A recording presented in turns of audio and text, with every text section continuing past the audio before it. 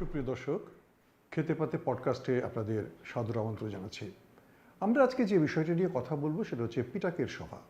আমরা এর আগে বেশ কয়েকবার বলার চেষ্টা করেছি যে পিটাকের সভা হচ্ছে না এবং পিটাকের সভা না হওয়ার কারণে অনেক রকমের জটিলতা সৃষ্টি হচ্ছে। নতুন কীটনাশকের যেমন অনুমোদন পাওয়া যাচ্ছে না, ক্ষতিকর কীটনাশক নিষিদ্ধ হচ্ছে না, আবার জৈব বালাইনাশকগুলো সেগুলো কিন্তু বিস্তারের সুযোগ পাচ্ছে না। গত 4 জুন তারিখে পিটাকের সভা অনুষ্ঠিত হয় এবং ইন্টারেস্টিং বিষয় হচ্ছে সভাটি ছিল 86তম সভা, আর তার আগের 85তম সভা সেটি অনুষ্ঠিত হয়েছিল 16ই জুলাই 2023। 2023-এর পরে 2026-এ এসে আরেকটি সভা অনুষ্ঠিত হলো। মাঝখানে কিন্তু 3টি বছর পার হয়ে গেছে। এই যে বিলম্বিত হওয়ার কারণে অনেক রকমের জটিলতা সৃষ্টি হয়েছে এবং আমরা বলেছি যে অনেক রকমের ক্ষতিকর কীটনাশক বাজারে সয়লাভ হয়ে গেছে, অনেক রকমের কার্যকরী উপাদান নাই এরকম কীটনাশক কৃষকরা ব্যবহার করতে বাধ্য হচ্ছে এবং এগুলোকে নিয়ে আসলেই সিদ্ধান্ত হওয়া দরকার। কিন্তু কেন এতদিন সময় লাগলো পরের একটি সভা হতে, সেটা কিন্তু সবসময় একটি প্রশ্নের বিষয়।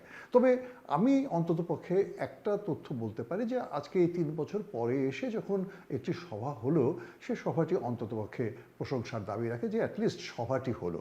এবং এই সভার সিদ্ধান্ত কি হলো সেটা কিন্তু পরের কথা, কিন্তু সভাটি তো হয়েছে। এখন সবার সিদ্ধান্ত নিয়ে কথা বলা যাক। সবার যে সিদ্ধান্তগুলো হয়েছে, কতগুলো মোটা দাগের সিদ্ধান্ত আমরা অ্যানালাইসিস করেছি। 135 পৃষ্ঠার একটি কার্য বিবরণী 4 তারিখে নেটে দেওয়া হয়েছে এবং সেখান থেকে তথ্য সংগ্রহ করে আমরা যেগুলো পেয়েছি সেগুলো হচ্ছে যে এই সভাতে 736টি বালাইনাশকের অনুমোদন দেওয়া হয়েছে নতুন করে, এবং জৈব বালাইনাশকের অনুমোদন দেওয়া হয়েছে 23টি। 700-এর জায়গায় 23টি মাত্র জৈব বালাইনাশক এসেছে। এটির সংখ্যা কিন্তু অত্যন্ত কম। এটার জন্য কিন্তু সরকারের কোনো দায় নাই, দায়টা হচ্ছে আসলে বেসরকারি কোম্পানিগুলো।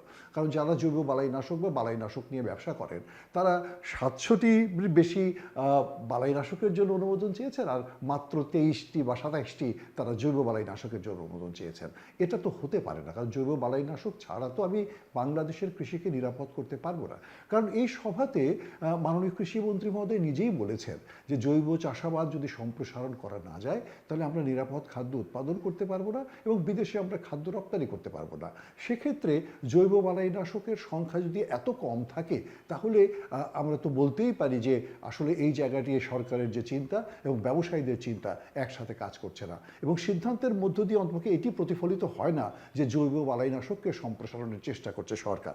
আমি এই জায়গায় বলতে চাই যে জৈব বালাইনাশক অনুমোদনের হার আরও বাড়ানো উচিত এবং আরও সহজতর করা উচিত, যাতে আমরা আমাদের দেশে পোকা দমনের জন্য, রোগ দমনের জন্য জৈব বালাইনাশক বা এই পদ্ধতিগুলোকে কাজে লাগাতে পারি। এই সময় আরেকটি সিদ্ধান্ত হয়েছে, সেই সিদ্ধান্তটিকে ভালো বলবো এই দৃষ্টিতে যে একটি নিষিদ্ধ কীটনাশক কার্বোফুরান জাতীয় যে কীটনাশক সেটি 2023 সালে বলা হয়েছিল অক্টোবর মাসের 30 তারিখ পর্যন্ত ব্যবহার করা যাবে, কিন্তু তারপরেও এতদিন হয়ে গেছে সেই কীটনাশক এখনও কিন্তু রয়ে গেছে বাজারে এবং সেটিকে সিদ্ধান্ত নেওয়া হয়েছে কোনো অবস্থাতেই এই কার্বোফুরানকে আর বাজারে বিক্রির অনুমতি দেওয়া যাবে না এবং এগুলোকে এই মুহূর্তে আন্তর্জাতিক মানদণ্ড অনুসরণ করে ধ্বংস করতে হবে।